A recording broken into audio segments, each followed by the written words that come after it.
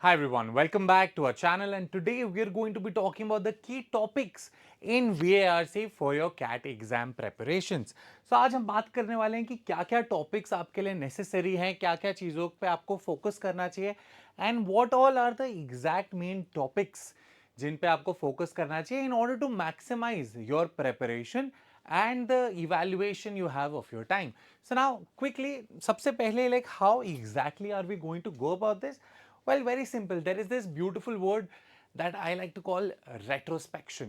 So it's not just something that I call it, it's obviously something that the entire world calls it. But what exactly is retrospection? So, fun fact, another vocabulary addition to your day. So, retrospection basically refers to looking towards the past. आप जब अभी पे focus नहीं करके past की चीज़ों को evaluate करते हो, उनको आज के पर्सपेक्टिव से देखते हो कि अच्छा what all can I learn from it, what is the lesson over there, what is something that I need to understand based on the things that have already happened in the past. आपके past में, आपके अतीत में जो already हो चुका है, उसके बेसिस पे क्या ऐसा है जो कि आप सीख सकते हैं उससे. सो आज हम देखेंगे पुराने सारे के सारे पिछले 4 अलग अलग कैट एग्जाम्स और उनके बेसिक कि किस तरह का क्वेश्चन पैटर्न था, what was the breakdown there and try to learn something from it. So as you can see, I've basically broken the entire thing down into CAT 21, 22, 23 and 24. Now obviously एक थोड़ा सा slight disclaimer, because CAT is held in multiple slots, you do have the occasional +1 -1. I have not broken it down into 3 different slots each time. What I've simply done is I've just taken a very average value. So if it says 3 over here, it can very easily be 2 to 3 and so on. वो थोड़ा बहुत अपने side से करना पड़ेगा अपन को, but otherwise these values pretty much remain the same और कुछ भी ऐसे कुछ खास चेंज आता नहीं है इसके अंदर. So basic disclaimer. Now let's just have a look at कि cat exactly what has the cat's mindset been in the last 4 years of your examination. So we'll start with 2021. Let's quickly have a look. Reading comprehension 16, para summary 3, odd sentence out 2, para jumble 3, no close test, no para completion. Great. वापस से reading comprehension in 22, 16, para summary 3, no odd sentence out, para jumble 3, close test 2 and no para completion for you. Now once again 23, same thing, reading comprehension 16, para summary 3, odd sentence out 2, para jumble 3 and finally no close test or para completion. If you've noticed so far, there is a pattern which emerges and it's beautiful. Let's just have a look at CAT 24 for ourselves. RC 16, para summary 3, no odd sentence out here. Para jumble 2, no close test, and finally para completion 3. Now, if you notice, we have our strongest contender in all 4 years at a very static position. Everything has changed at least once. This fluctuates between 2 and 3, 2 and 2. Sometimes it's not there. Sometimes this one is also very stable. However, this emerges as the absolute champion. This is where the so-called, the figurative money is at. 16 questions, 4 passages, 4 questions in each passage every single year without missing a beat.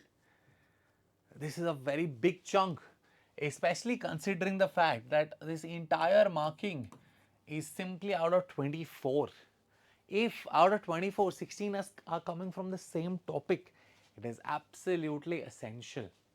This, if you have mastered quite a bit. There are so many people out there who just aspire to a 94, 95 plus percentile. This would be, if you don't attempt anything else, just attempt these 16 questions and you get all of them right. I promise you, you are doing brilliantly.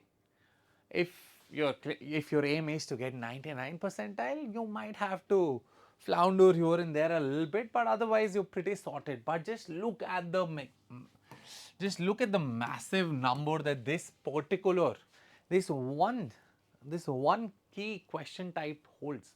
Reading comprehension 16 marks every year. This is something you need to absolutely get down. अगर आपने reading comprehension पे ध्यान नहीं दिया है, you are going to lose a very big chunk of your marks. You need to maximize this as much as possible. This is where most of your efforts are going to. And I'll tell you something very, very interesting. All of these things, para summary, odd sentence out, para jumble, even para completion to a certain extent, they all rely on the same basic concepts and the same basic type of understanding of what a language is and what the flow of words should ideally be. When it comes to all of these sections, reading comprehension, para summary, odd sentence out, para jumble, para completion, even close test to a certain bit, it is all about how well do you read, how well do you comprehend, how well do you understand what the flow of information should be like. If you are able to grasp all of this, you have gotten all of these parts through. That is all there is to this particular part. Now, obviously, now that we've talked about a champion, let's talk about other things. Para summary, one of the most static things when it comes to CAT.